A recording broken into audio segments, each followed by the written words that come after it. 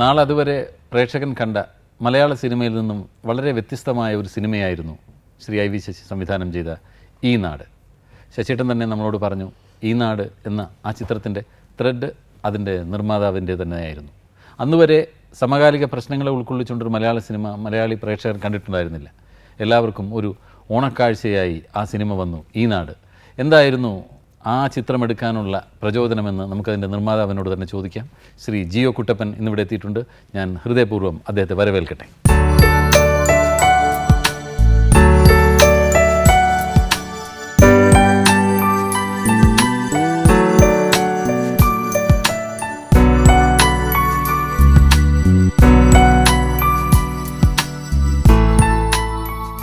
ഈ നാടെന്ന് പറയുന്ന സിനിമ ഞാനിപ്പോൾ പ്രേക്ഷകനോടും പറയുകയായിരുന്നു, അതുവരെ നമ്മൾ കണ്ട സിനിമയിൽ നിന്ന് വളരെ വ്യത്യസ്തമായ ഒരു സിനിമയായിരുന്നു അല്ലേ. അഴിമതിക്കെതിരെ ശബ്ദമുയർത്തുന്ന ഒരു സിനിമ, നമ്മുടെ മലയാളികളുടെ സമകാലിക പ്രശ്നങ്ങളെ ഉൾക്കൊള്ളിച്ചുകൊണ്ടുള്ള സിനിമ. എന്താണ് അങ്ങനെ സിനിമ എടുക്കാൻ കാരണം എന്ന് ശശിയേട്ടനോട് ചോദിച്ചപ്പോൾ ചേട്ടൻ പറഞ്ഞു, കുട്ടപ്പൻ സാർ തന്നെയായിരുന്നു അതിൻ്റെ ഒരു ത്രെഡിന് തുടക്കമാണ്. എങ്ങനെയായിരുന്നു ആ ഒരു സിനിമ ഉണ്ടായത്? ഞാൻ ഒരിക്കലും എറണാകുളത്ത് നിന്ന് ചേർത്തലേക്ക് കാറിൽ പോകുമായിരുന്നു. അപ്പോൾ അരൂർ ഇൻഡസ്ട്രിയൽ എസ്റ്റേറ്റിൻ്റെ അവിടെ മതിലെല്ലാം ട്രേഡ് യൂണിയൻ മുതലാളിമാരെ സൂക്ഷിക്കുക എന്നൊരു ക്യാപ്ഷൻ എഴുതി വെച്ചിരിക്കുന്നു. അപ്പോൾ ട്രേഡ് യൂണിയൻ മുതലാളിമാരെ സൂക്ഷിക്കുക എന്നാണ്. എനിക്ക് സത്യം പറഞ്ഞാൽ എൻ്റെ അർത്ഥം മനസ്സിലായില്ല. അപ്പോൾ ചേർത്തല ഞാൻ എൻ്റെ അനുജൻ്റെ വിവാഹം ക്ഷണിക്കാൻ പോയതാണ്. അപ്പോൾ ആ വീട്ടിൽ ചോദിച്ചു, അതെൻ്റെ അർത്ഥം എന്ന് വെച്ചാൽ ട്രേഡ് യൂണിയൻ നേതാക്കന്മാരെ സൂക്ഷിക്കുക. ശരി. അപ്പോൾ ഇത്ര ധൈര്യമായിട്ട്, കാരണം ട്രേഡ് യൂണിയൻ നേതാവ് എന്നൊക്കെ പറഞ്ഞാൽ നമുക്ക് ബിസിനസ് ചെയ്യുന്നവർക്ക് ഭയം, ഞങ്ങൾ ഇവിടെ അനുഭവിച്ചിട്ടുള്ളതാണ്. അതെ. അപ്പോൾ അതുകൊണ്ട് ഇത്ര ധൈര്യമായിട്ട് ഇങ്ങനെ ബോർഡ് എഴുതി വെച്ചിട്ട് അതവിടെ ഇരിക്കുന്നു, അത് നശിപ്പിച്ചിട്ടില്ല. ഇതിലാണ് എൻ്റെ ഇൻസ്പിറേഷൻ. അപ്പം നാട്ടിൽ നടക്കുന്നതായ പല കാര്യങ്ങളും തുറന്ന് കാണിച്ചാൽ ആൾക്കാർക്ക് ഇഷ്ടപ്പെടും എന്നുള്ളൊരു തോന്നൽ വന്നു. അത് ഈ ക്യാപ്ഷനാണ് ആ തോന്നൽ. അപ്പോൾ അത് ഞാൻ ദാമോദർ മാസ്റ്ററോട് പറഞ്ഞു. അങ്ങനെ ഞങ്ങളിരുന്ന് ആലോചിച്ച് അപ്പോൾ പറഞ്ഞു, ഒരു കഥ പോരാ, പല കഥകൾ വേണം. അങ്ങനെ പല കഥകൾ ഉണ്ടാക്കി കോർത്തിണക്കി ഒരു സ്ക്രിപ്റ്റ് ഉണ്ടാക്കി. ഇപ്പോൾ ശശിയെ വായിച്ച് കേൾപ്പിച്ചു. സ്ക്രിപ്റ്റല്ല, ഒരു വൺ ലൈൻ ഡീറ്റെയിൽ. അപ്പോൾ ശശി സംഗതി പീസായിട്ടെല്ലാം കൊള്ളാം, പക്ഷേ ഇതിനകത്തൊരു ഹീറോ ഇല്ല, ഒരു ഹീറോയിൻ ഇല്ല. പെട്ടെന്ന് എൻ്റെ മനസ്സിലന്നേരം തോന്നി, എല്ലാവരും ഹീറോയും എല്ലാവരും ഹീറോയിൻസാണ്. ഈ ക്യാരക്ടേഴ്സ് എല്ലാം ഹീറോയും എല്ലാവരും ഹീറോയിൻസുമാണ്. സാറിന് ധൈര്യമാണ് അത് പടം എടുക്കാൻ ചോദിച്ചു. ഞാൻ പറഞ്ഞു, ധൈര്യമാണ്, നമുക്കെടുക്കാം. അങ്ങനെ പടം എടുത്ത് ഇത് സെൻസറിന് കൊണ്ടുപോയി. സാധാരണഗതിയിലൊരു പടം സെൻസർ ഷോ കഴിഞ്ഞാൽ ഒരു 10 മിനിറ്റ് അല്ല 15 മിനിറ്റ് അവരുടെ ഡിസ്കഷൻ കാണും. പേടിയായിരുന്നു സെൻസർ ഇത് കിട്ടുമെന്ന്. 2.25 മണിക്കൂറായിട്ടും ഇവിടെ ഡിസ്കഷൻ തീരുന്നില്ല, ആരും പുറത്തേക്ക് വരുന്നില്ല. അപ്പോൾ ശശിക്ക് ആ പാട് വിഷമം. ഞാൻ ശശി വിഷമിക്കണ്ട, കാരണം ഇത് നോ ആണെങ്കിൽ ഇതിനകം അവർ പുറത്ത് വന്നേനെ. ഇത് കഴിഞ്ഞ് ഞങ്ങളെ വിളിച്ചകത്തോട്ട് കൺഗ്രാജുലേറ്റ് ചെയ്തു. ഒരു ചെറിയൊരു കാര്യം ചെയ്താൽ കൊള്ളാം. ആ ബാലകനാഥയുടെ കഴുത്തുവെട്ടിനടുത്ത് ഒരു ക്ലോസപ്പ് ഷോട്ടുണ്ട്, അതൊന്നും മാറ്റിയാൽ കൊള്ളാം. എനിക്ക് പെട്ടെന്ന് കാര്യം മനസ്സിലായി.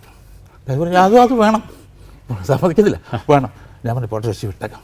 അപ്പോൾ അവർ പറഞ്ഞു, അത് വെട്ടിയില്ലെങ്കിൽ ഞങ്ങൾക്കത് വലിയ പ്രോബ്ലം വരും. എന്നാലും ആണ്, അപ്പോൾ ആയാലും കുഴപ്പമൊന്നുമില്ല നമുക്ക്. കഴിഞ്ഞ് അന്ന് രാത്രിയിൽ ഞങ്ങൾ പ്രിൻ്റ് ഇട്ട് കാണുക. അപ്പോൾ ആ പ്രിൻ്റ് ഇട്ട് കാണുന്നത് ശശി, സീമയുണ്ട്, ഞാനുണ്ട്, എൻ്റെ വൈഫുണ്ട്, ദാമോദർ മാസ്റ്റർ ഭാര്യയുണ്ട്, ദാമോദർ മാസ്റ്ററുണ്ട്. പടം കഴിഞ്ഞു. കൂടെ ഒരാളുണ്ട്, ഒരു തമിഴ് ഒരാളുണ്ട്, കോതണ്ട രാമൻ എന്ന് പറഞ്ഞു. അയാൾ ഈ പോസ്റ്ററൊക്കെ അടിക്കുന്ന ആളാണ്. അയാളൊരു പാതിയായപ്പോൾ ഉറക്കം തോന്നി. രാത്രി 11 മണിക്ക് അയാൾ പടം കാണുന്നു. പുറത്തോട്ട് ഇറങ്ങി വന്നു വെച്ചു, இந்த பையனை வச்சு நீ படம் இருக்கேன், எவ்வளோ பணம் செலவு பண்ணியிருக்கேன், ஒன்றுமே இல்லை இந்த படத்தில்.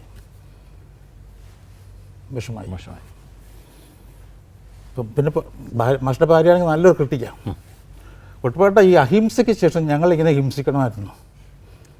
അഹിംസ പടത്തിന് ശേഷമാണ് ഈ പടം വരുന്നത്, ഈ നാട് വരുന്നത്. പിന്നെ വിഷമായി. ഇനിയിപ്പോൾ എന്താ ചെയ്യാം? പിന്നുള്ള ഭാര്യ അവൾ വീട്ടിൽ വന്നിട്ട് പറയാമെന്ന് പറഞ്ഞു. അത് അതിനേക്കാൾ വിഷമായി.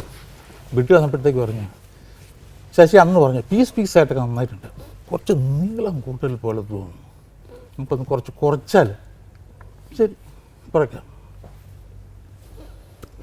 പിറ്റേ ദിവസം കാലത്ത് ഞാൻ ശശിയെ വിളിച്ചിരുന്നത് ശശിയും എഡിറ്ററും കൂടെ ഇരുന്ന് എന്തൊക്കെയാണ് കുറയ്ക്കുന്നത് ഡിസ്കസ് കൊണ്ടിരിക്കുക. ശരി. 1100 അടിയായിരുന്നു വെട്ടി. ഈ 1500 അടി വെട്ടിയില്ലേ, അത് രണ്ടാമത്തെ രണ്ടാഴ്ച കഴിഞ്ഞ് പിന്നെ ഓരോന്നായിട്ട് ചേർത്ത് സാധാരണ തിയേറ്ററിൽ വെട്ട് കഴിയുക. ഞങ്ങൾ എല്ലാ തിയേറ്ററിലും ഇത് ചേർത്ത് കൊടുത്തു. ശരി. അപ്പം ഞങ്ങളൊക്കെ കണ്ട സിനിമ ഫുള്ളുള്ള സിനിമ തന്നെയായിരുന്നു അല്ലേ? പിന്നെ ചേർക്കായിരുന്നു. 2 ആഴ്ച ഓരോ ഇൻസിഡൻസ് പിന്നെ ചേർക്കായിരുന്നു. അത് പരസ്യം ചെയ്തുകൊണ്ട് അത് കഴിഞ്ഞ് ഈ ഒരു മാസം കഴിഞ്ഞപ്പോൾ സെയിം ഇൻസിഡന്റ് വൈപ്പിൽ നടക്കുകയും ചെയ്തു. ഈ മദ്യദുരന്തം വരുന്നതിന് മുമ്പായിരുന്നല്ലോ സിനിമ റിലീസ് ചെയ്തത്. അതെ, അതിനുശേഷമാണ് അതേ same incident. I V Sasi എന്ന് പറയുന്ന ഡയറക്ടർക്ക് മാത്രം കണ്ടിട്ടുള്ള എന്തെങ്കിലും പ്രത്യേകതകളുണ്ട് സാർ? മറ്റുള്ള ഒരുപാട് ഡയറക്ടേഴ്സിനെ വെച്ച് ഒരുപാട് സിനിമകൾ ചെയ്തിട്ടുള്ള ആളല്ലേ? ഞാൻ ശശിയെ ഒരു സിനിമയ്ക്ക് സംവിധാനമായി എടുക്കാൻ തീരുമാനിക്കുന്നത് എങ്ങനെയാണെന്ന് വെച്ചാൽ, ദേവരാജ് മാസ്റ്റർ മ്യൂസിക് ഡയറക്ടർ. അപ്പോൾ മാസ്റ്ററുടെ വീട്ടിൽ മാസ്റ്റർ താഴെ, ഞാൻ മുകളിലാണ് താമസിക്കുന്നത്. പിന്നെ നിർബന്ധിച്ച് വിളിച്ചു, ഒരു പടത്തിന് കുറച്ച് റഷസ് കാണാം രാത്രിയിൽ. ഞാൻ പറഞ്ഞു റഷസ് കാണാം, വാ, നിർബന്ധമായിട്ട് വിളിച്ചു. ഇതാ ഇവിടെ വരെ എന്ന് പറഞ്ഞ പടത്തിനകത്ത് കുറച്ച് റഷസാണ്, എഡിറ്റ് ചെയ്ത റഷസ്. അപ്പോൾ ശശിയാണ് ചെയ്യുന്നുള്ളത് എനിക്കറിയാം. അത് കഴിഞ്ഞ് കാറിലോട്ട് കയറി കഴിയുമ്പോഴത്തേക്ക് ഞാൻ പറഞ്ഞു, മാഷ് നമുക്ക് ഇവനെ കൊണ്ട് പടം ചെയ്യിച്ചാലോ? എന്നാൽ ഞാൻ അതിനെ വിളിച്ചുകൊണ്ട് വന്നത്. അത് കഴിഞ്ഞ് പിറ്റേ ദിവസം ശശിയെ വിളിപ്പിക്കുന്നു. ഇനിയും പുഴ ഒഴുകും.